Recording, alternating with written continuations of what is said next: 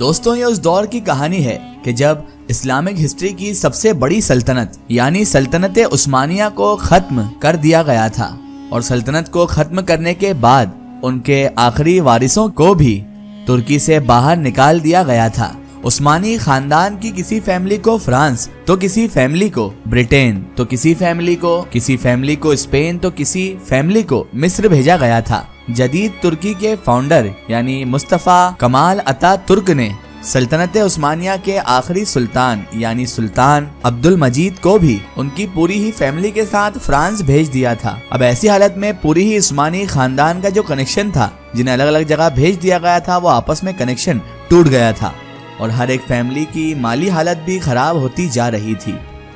دوستوں کیونکہ ہمارے بھارت دیش میں تو بہت پہلے سے ہی سلطنت عثمانیہ کو ختم کرنے کا ویرودھ چل ہی رہا تھا، اور اس پورے پروٹیسٹ کو لیڈ کر رہے تھے مولانا محمد علی جوہر، مولانا محمد شوکت علی اور ساتھ ہی ساتھ مہاتما گاندھی جی جیسے لوگ۔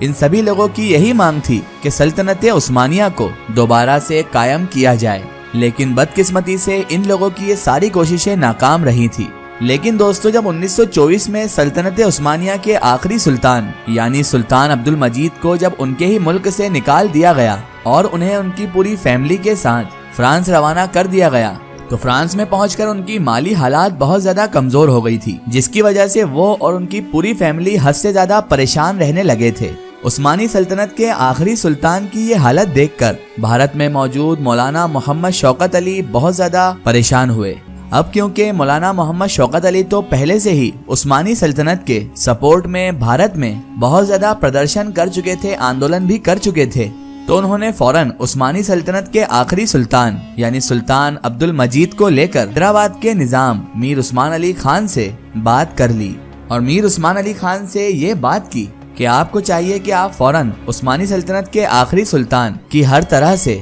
حیدرآباد کے نظام میر عثمان علی خان نے مولانا محمد شوکت علی کی بات سن کر اس بات کو بہت زیادہ سیریس لیا، اور انہوں نے فوراً سلطنت عثمانیہ کے آخری سلطان کی ہر طرح سے مدد بھی کی۔ اب کیونکہ دوستو میر عثمان علی خان تو اس دور میں دنیا کے سب سے امیر انسان مانے جاتے تھے، اب بھلا ان کے لیے کسی بھی انسان کی کسی بھی طرح سے مدد کرنا کیا مشکل ہو سکتا ہے۔ انہوں نے نہ صرف فرانس میں موجود آخری سلطان کی فیملی کی مدد کی، بلکہ اس کے ساتھ ساتھ دنیا بھر میں موجود پورے ہی عثمانی خاندانوں کی مدد بھی کی تھی۔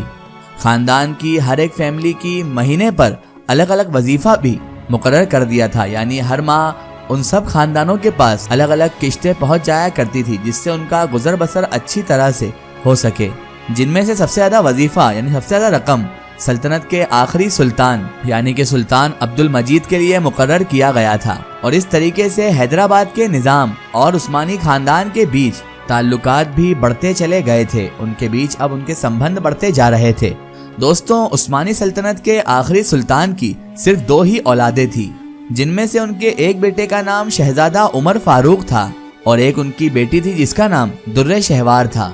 در شہوار 1914 میں پیدا ہوئی تھی، اور جس وقت ان کے والد اور ان کو سب کو ان کے ہی ملک سے نکالا گیا تھا، اس وقت آخری سلطان کی بیٹی کی عمر تقریباً 10 سال ہی تھی۔ در شہوار فرانس میں ہی پلی بڑی، اور وہیں پر ہی انہوں نے اپنی ہائر ایجوکیشن بھی حاصل کی تھی، ساری تعلیم انہوں نے وہیں پر پائی تھی، اور سب سے بڑی وجہ یہی تھی کہ وہ ترکی اور اردو کے ساتھ ساتھ فرانس زبان میں بھی اچھی خاصی مہارت حاصل کر چکی تھی۔ ان تمام چیزوں کے ساتھ ساتھ در شہوار مارشل آرٹس میں بھی ماہر تھی۔ شہزادی در شہوار جب شادی کی عمر کو پہنچی تو ان سے شادی کرنے کے لیے دنیا بھر کے شاہی خاندانوں کا رشتے آنا شروع ہو چکے تھے۔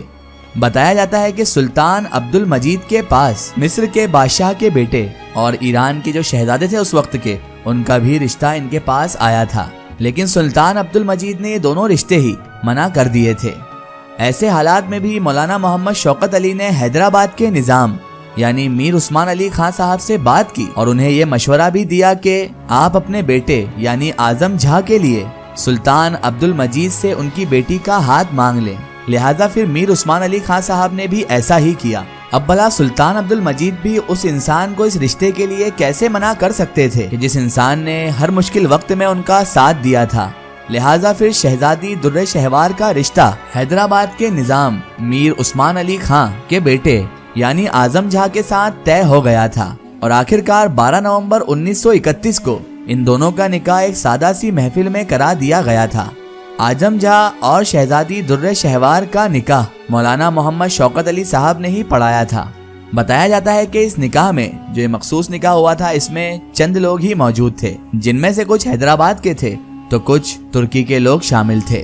لیکن دوستو حیرانے کی بات یہ ہے کہ شہزادی در شہوار کا رشتہ حیدرآباد کے نظام کے بیٹے کے ساتھ ہونے کے بعد ہی سلطنت عثمانیہ کے آخری سلطان یعنی سلطان عبد المجید نے اپنے بھائی کی بیٹی یعنی نیلوفر کا بھی رشتہ حیدرآباد کے نظام میر عثمان علی خان صاحب کے دوسرے بیٹے کے ساتھ کر دیا تھا اور ان کا نکاح بھی فرانس کی اسی محفل میں کرا دیا گیا تھا، یعنی کہ اس محفل میں 2 نکاح ایک ساتھ ہوئے تھے۔ اس کے بعد لگ بھگ 1 مہینے بعد یہ دونوں شادی شدہ جوڑے فرانس سے حیدرآباد آئے، جہاں پر پھر حیدرآباد میں ان کا بہت زوردار استقبال بھی کیا گیا۔ ان دونوں کی شادی کی خوشی میں حیدرآباد ریاست میں 1 دن کی چھٹی کا بھی اعلان کیا گیا تھا۔ دوستوں کیونکہ سلطان عبد المجید نے اپنی بیٹی شہزادی در شہوار کا بہت اچھے سے پرورش کیا تھا، اچھی تعلیم اچھی تربیت دلوائی تھی، تو یہی وجہ تھی کہ شہزادی در شہوار نے حیدرآباد میں آ کر صرف کچھ مہینوں کے اندر ہی حیدرآباد کے لوگوں کا دل جیت لیا تھا۔ شہزادی در شہوار عورتوں کی ایجوکیشن کو حد سے زیادہ بڑھاوا دیا کرتی تھی، یہی وجہ تھی کہ انہوں نے حیدرآباد میں چھوٹی چھوٹی بچیوں کے لیے بہت اچھے اسکول کھلوا دیے تھے۔ پھر شہزادی در شہوار اور اعظم جہاں کی 2 اولادیں بھی ہوئی، جن میں سے ایک بیٹے کا نام مکرم جھا اور ایک کا نام مفہم جھا تھا۔ ان دونوں ہی بیٹوں نے اپنی پڑھائی انگلینڈ میں رہ کر کی تھی۔ بتایا جاتا ہے دوستوں کی شہزادی در شہوار عورتوں سے کہا کرتی تھی کہ عورتوں کو کسی کا محتاج نہیں ہونا چاہیے،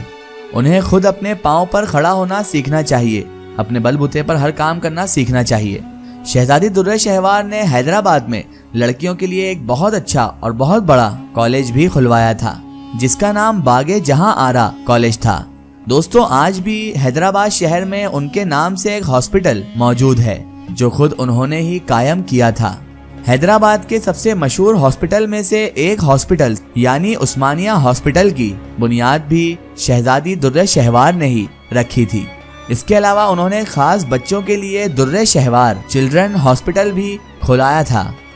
علی گڑھ مسلم یونیورسٹی میں موجود اجمل خان میڈیکل کالج کی اوپننگ بھی جو کی تھی وہ بھی شہزادی در شہوار نے ہی کی تھی۔ اتنا ہی نہیں دوستو، انہوں نے تو 1940 میں حیدرآباد کے سب سے پہلے ایئرپورٹ کی بھی اوپننگ کر دی تھی۔ دوستو عثمانی سلطنت کی اولاد یعنی شہزادی در شہوار نے اپنی زندگی کا زیادہ تر حصہ حیدرآباد میں ہی گزارا تھا اور اس کے بعد آخرکار 2006 میں 92 سال کی عمر میں ان کی وفات ہو گئی تھی۔ فی الحال دوستوں آج کی ہماری ویڈیو میں صرف اتنا ہی۔ اگر یہ ویڈیو آپ کو پسند آئی ہے تو اسے زیادہ سے زیادہ شیئر کیجیے اور اسے اپنے فرینڈ سرکل اپنے رشتہ داروں میں ضرور پہنچائیں۔ اسی طرح کی انفارمیٹیو اور ہسٹوریکل ویڈیو کے لیے ہمارے چینل کو سبسکرائب کیجیے اور پاس میں دیے گئے گھنٹی کے آئیکن کو ضرور دبائیں تاکہ ہماری آنے والی ہر نئی ویڈیو کی نوٹیفیکیشن آپ تک پہنچتی رہے۔